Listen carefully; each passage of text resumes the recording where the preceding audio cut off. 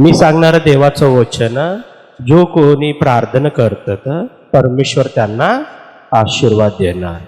म्हणून एक दिवशी एक मुलगा त्यांच्या जीवनामध्ये काही परिस्थितीनुसार आहे ना, त्याचे जीवन अनेक संकटामध्ये राहत असताना ना त्यांनी निराश झाला. पण संध्याकाळी त्यांनी विचार केला की मी परमेश्वराला प्रार्थना केल्यावर आहे ना, परमेश्वर मला माझा प्रार्थना ऐकून मला आशीर्वाद देणार. म्हणून त्याप्रमाणे त्यांनी ना संध्याकाळच्या समयामध्ये त्यांनी देवाची उपस्थितीत जाऊन त्यांनी प्रार्थना करण्याचे प्रारंभ केलं. त्या दिवशी त्यांनी प्रार्थना केलं. दुसऱ्या दिवशी त्यांचे मन आहे ना समाधान झालं, एकदम मन समाधान. मग त्या मुलाला वाटलं की मी आज प्रार्थना केल्यावर माझं मन समाधान होत आहे. पण दुसऱ्या दिवशी पण त्यांनी प्रार्थना केलं. दुसऱ्या दिवशी पण परमेश्वराची ना कृपेच्या द्वारे त्याचं मन अधिक समाधान झालं, अधिक समाधान. तिसऱ्या दिवशी त्यांनी प्रार्थना केलं परमेश्वरासमोर. तेव्हा त्या मुलाने जे काही त्यांनी न विचारलं परमेश्वराला, परमेश्वर त्या मुलाच्या जीवनामध्ये अद्भुत कार्य केलं. हालेलुया. म्हणून आपण जेव्हा ना परमेश्वराला प्रार्थना करतो तो परमेश्वर आपल्याला आशीर्वादित करणार. परमेश्वराची वचन 1 पेत्र 5 अध्याय आणि 7 वचन, त्याचवर तुम्ही आपली सर्व चिंता टाका, कारण तो तुमची काळजी घेतो. म्हणजे जेव्हा ना परमेश्वरावर आपण सर्व देवाचे वचन सांगतात आपल्याला की तुम्ही त्याचवर सर्व चिंता टाका. म्हणजे परमेश्वरावर आहे ना आपलं जे काही म्हणणं आहे, परमेश्वरासमोर आपण प्रार्थना केल्यावर आहे ना परमेश्वर आपल्या जीवनात आहे ना कार्य करत असतात. म्हणून देवाची वचन आपल्याला याप्रमाणे शिकवतात की त्याचवर तुम्ही ना सर्व चिंता टाका, कारण तो तुमची काळजी घेतो. म्हणजे परमेश्वर आपली काळजी घेणारा परमेश्वर. म्हणून आपण जेव्हा परमेश्वरच आपल्या जीवनात काळजी घेतो म्हणलं तर आपण आहे ना परमेश्वरासमोर जेव्हा प्रार्थना करतो, परमेश्वर आपल्या जीवनात येशू ख्रिस्त नावामध्ये आशीर्वादित करणार आहे. म्हणून देवाकडे येणारा प्रत्येक व्यक्तीने ना येशू ख्रिस्त नावामध्ये आहे ना प्रार्थना करायलाच पाहिजे.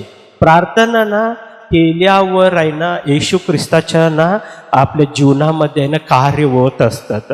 आपण परमेश्वराला स्वीकारलं म्हणून प्रार्थना करणारा व्यक्ती पाहिजे.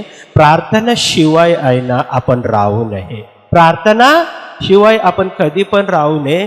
जे काही गरज आहे आपल्याला ते सर्व परमेश्वरासमोर आहे ना रोज प्रार्थना करायला पाहिजे. म्हणून परमेश्वराची वचन याप्रमाणे शिकवतात की फिलिप्पिकरास पत्र 4 अध्याय आणि ना 6 वचन जेव्हा पाहिल्यावर कशाची काळजी करू नका, कशाचीही काळजी करू नका, तर सर्व गोष्टीविषयी प्रार्थना व विनंती करून आभार प्रार्थनासह आपली मागणी देवाला कळवा. म्हणजे परमेश्वराची वचन सांगतात आपल्याला कशाचीही काळजी करू नका.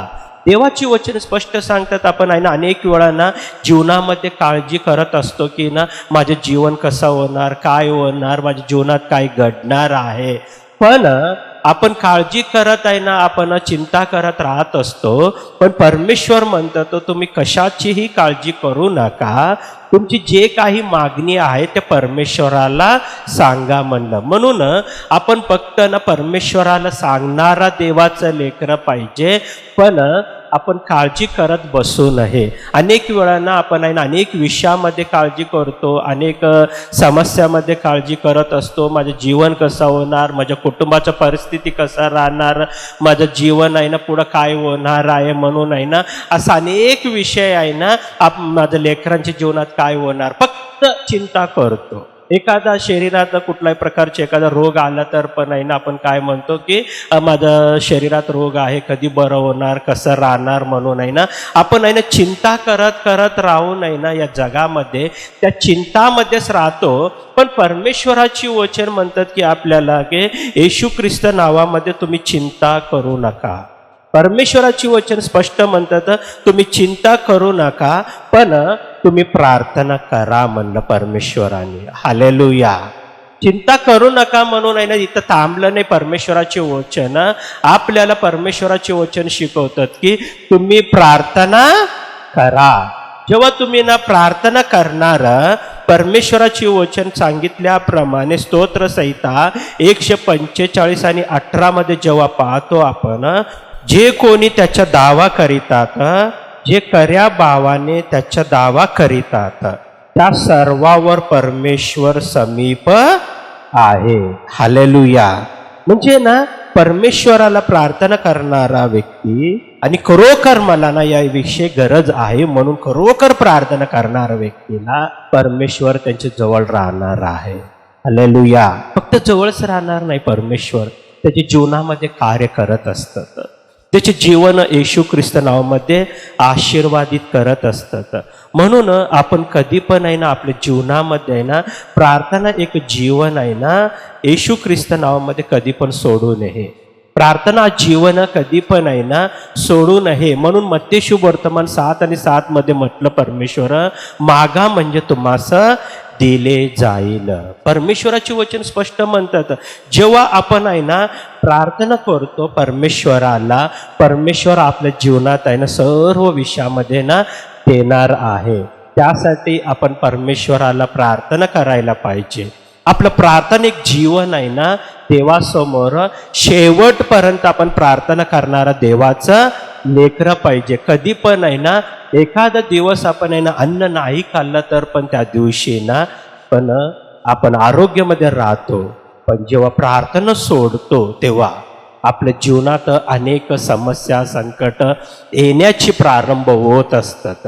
अनेक वेळा ना आपण प्रार्थना सोडून आहे ना जीवन जगण्यासाठी प्रयत्न करत असतो, तेव्हाच आपल्या जीवनात अनेक समस्या येत असतात, अनेक संकट येत असतात, आपली परिस्थिती कठीण होत असतात. पण जेव्हा प्रार्थना प्रारंभ केल्यावर आपल्या जीवनात आहे ना येशू ख्रिस्त नावामध्ये आहे ना आपल्या जीवनात असलेले सर्व संकट दूर होणार, समस्या दूर होणार, रोग दूर होणार, आणि आपल्याला येशू ख्रिस्त नावामध्ये आपण ख्रिस्तामध्ये एक आशीर्वादित व्यक्तीना तयार होणार आहे. हालेलुया. म्हणून आपल्या जीवनात कधी पण आहे ना येशू ख्रिस्त नावामध्ये प्रार्थना कधी पण सोडू नये. परमेश्वराची वचन सांगितल्याप्रमाणे मार्क शुभवर्तमान 11 अध्याय आणि 24 वचन जेव्हा सांगतात आपल्याला, यास्तव मी तुम्हाला सांगतो की जे काही तुम्ही प्रार्थना करून मागाल ते तुम्हास मिळालेच आहे असा विश्वास धरा, म्हणजे ते तुम्हास प्राप्त होईल. हालेलुया. म्हणून जेव्हा परमेश्वराने म्हणतात की आपल्याला आपण जे काही परमेश्वरासमोर विश्वासाने मागतो परमेश्वर ते आपल्याला देणार आहे. विश्वासाने जेव्हा प्रार्थना करतो परमेश्वर आपल्याला देणार आहे. म्हणून आपण विश्वासाने पहिलं मागताना आपण विश्वास राहिला पाहिजे आपल्यामध्ये की ना माझ्या जीवनात येशू ख्रिस्त नावामध्ये परमेश्वर कार्य करणार. म्हणूनच आपल्या जीवनात प्रार्थना कधी पण आपण सोडू नये. एक विश्वासाने तुम्ही प्रार्थना करा, त्या विश्वासाच्या द्वारे तुमचे जीवन आशीर्वादितच होणार आहे. तुम्ही जेव्हा प्रार्थना करणार परमेश्वर तुमच्या जीवनात कार्य करणार. पण तुम्ही प्रार्थना नाही केल्यावर अनेक वेळा जीवनामध्ये संकट येत असतात. संकटावर संकट, संकटावर संकट येऊ नये ना आपण संकटामध्येच राहत असतो. पण हे सर्व आपल्या जीवनातून आहे ना दूर व्हायला पाहिजे. म्हणजे परमेश्वराला आपण आहे ना प्रार्थना करायला पाहिजे. देवाकडे येणारा ना प्रत्येक व्यक्तीवर परमेश्वराची कृपा असल्यामुळे जेव्हा तुम्ही विश्वासाने प्रार्थना करत असतात ते विश्वासाची प्रार्थना परमेश्वर तुमच्या जीवनामध्ये कार्य करणार आहे. हालेलुया. म्हणून तुम्ही देवाच्या मंदिरात येऊ नये ना विश्वासाने तुम्ही प्रार्थना केल्यावर परमेश्वर तुमच्या जीवनात कार्य करणार. म्हणून तुम्ही सर्वजण डोळे बंद केलं तर आहे ना मी तुमच्यासाठी प्रार्थना करणार. पवित्र पवित्र सेनाधीश परमेश्वर येशू बाप्पा, मी तुला धन्यवाद करतो. जे काही तुझं वचन सांगितलं वचनानुसार तुझ्या सर्व लेकरांच्या जीवनामध्ये अद्भुत कार्य कर, चमत्कार कर बाप्पा. विश्वासाची प्रार्थना महान कार्य बापवणार आहे म्हटलं. म्हणून तुझे लेकरं विश्वासाच्या द्वारे प्रार्थना करण्याचे प्रारंभ करत असताना त्यांच्या जीवनामध्ये तू अद्भुत कार्य कर, चमत्कार कर आणि महान कार्य करून तुझ्या सर्व लेकरांना आशीर्वादित कर, महिमानी गौरव कर. म्हणून याप्रमाणे तुझे लेकरं सर्व विषयामध्ये आरोग्य दे म्हणून तुला विनंती करतो. ज्यांना फायनान्शियली प्रॉब्लेम आहे त्या सर्व फायनान्शियली प्रॉब्लेमपासून मुक्त होण्यासाठी तू सहाय्य कर. ज्यांनी संकटात आहे संकटातून मुक्त होण्यासाठी तू सहाय्य कर. रोम 8:26 वचनप्रमाणे प्रार्थनेची आत्मा देऊन बाप्पा सर्वांना प्रार्थना करण्याची शक्तीने भर म्हणून तुला विनंती करतो. प्रार्थना शक्तीने भरत असताना तुझे लेकरं जे काही प्रार्थना करणार ते प्रार्थनेला उत्तर म्हणून त्यांच्या जीवनामध्ये अद्भुत कार्य कर, चमत्कार कर आणि महान कार्य कर म्हणून येशू ख्रिस्त नावामध्ये मागतो. आमेन.